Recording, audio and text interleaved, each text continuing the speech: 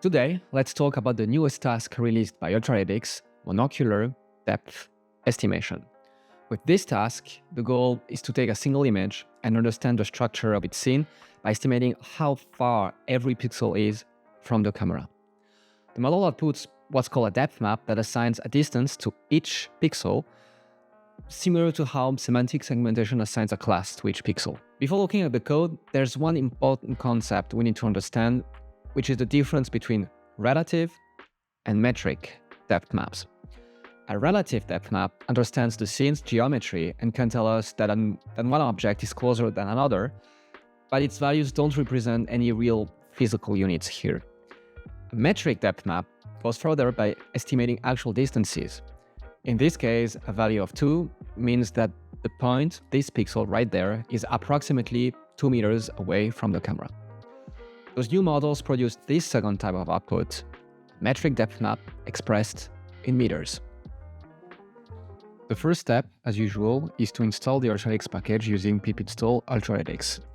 Once you are there, just open your favorite IDE and import the Ultralytics framework. Then you can just create a YOLO model. So here I have a YOLO26 depth model, so just add the depth suffix. And this is going to load the pre-trained checkpoints we have. Those pre-trained checkpoints have been trained on several datasets. So it's a mix of multiple datasets, roughly 2 million images, with images coming from datasets such as ImageNet, HyperSim, Kitty, etc. Both real and synthetic, and coming from both indoor and outdoors environments. Then I can just, as I would usually do, make a prediction. All the standard hyperparameters and arguments here are available to you, and you're gonna get those results.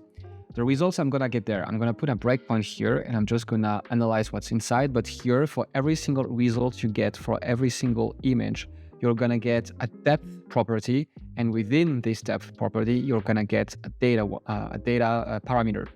If you open it here, you can see here the data, and this data property is gonna be a tensor that has the same size as my input image.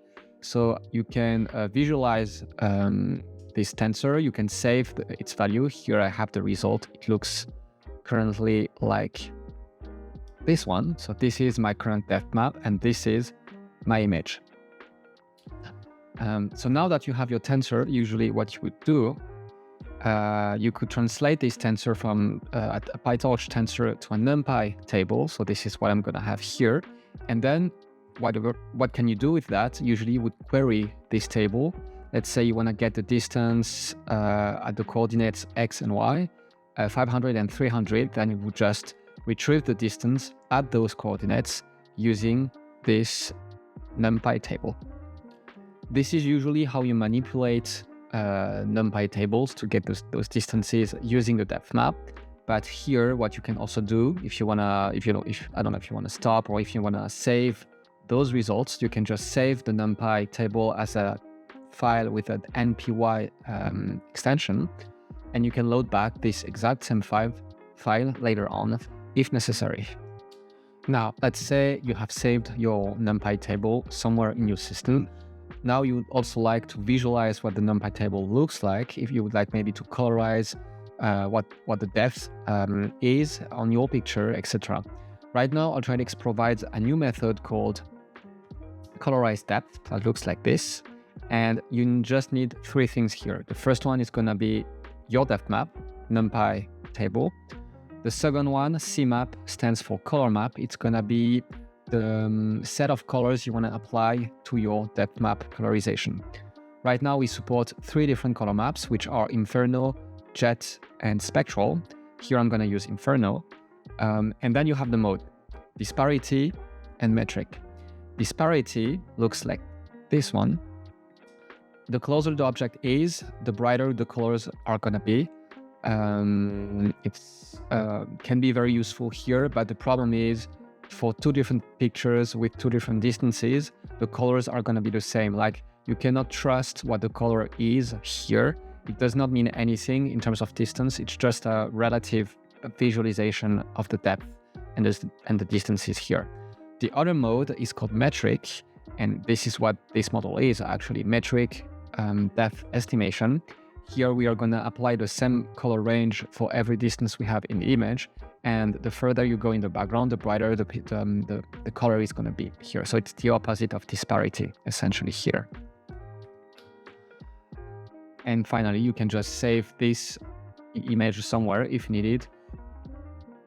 Just keep in mind, never use those colorized depth map here if you want to compute a distance. Instead, just rely on the original numpy depth table that you saved and that we saved before in the script. Finally, let's say you have a unique setup, you have a unique environment, and you'd like to apply those depth models to estimate the distance on your objects. Problem is, your setup is too different from what we used for the training data, and the distance is always a bit off by a few meters or a few centimeters. That's totally fine because you can slightly adjust the model to work on your specific environment if there's a slight shift in the distances that are given by the model. This is called the calibration step, where here you would just have to use the base model we provide, like this. And here you would just use this new calibration method, where you can just provide your data set annotated here, and you would just adjust some layers of the head here that are responsible of computing the actual distance on the depth map.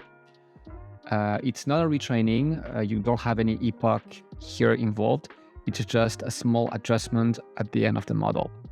But let's say now, if the model is not capable of correctly detecting the relative distances between your objects and understanding the shape of your objects, maybe you have very complex shapes, in that case, and in that case only, you would need a full retraining.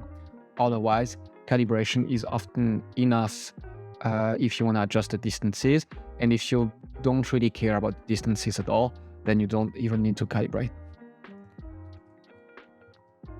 So here you can see I provided a calibration data set, and you need an actual data set here annotated. So speaking of data set, here I have an example. Same as most of the data sets we have to deal with at Ultralytics. Here we are going to have two folders, one depth and one images. Images, the same splits as usual, try and test val with your images. And in the depth folder, you are going to have the associated numpy tables, numpy files with the same name as the image and as well with the same dimensions. That's it. Now that you have if you have an annotated data set like this, you are free to calibrate your model if necessary, and if you have more data, you're also free to fine-tune the model if possible. And that's essentially it. Ultralytics depth estimation takes one image and produces a metric depth map with an estimated distance in meters for every single pixel. You can retrieve the raw output through result.depth.data. You can save it as an MPY file, create different color visualizations, calibrate its metric scale for your own camera, or fine-tune it on a custom depth dataset.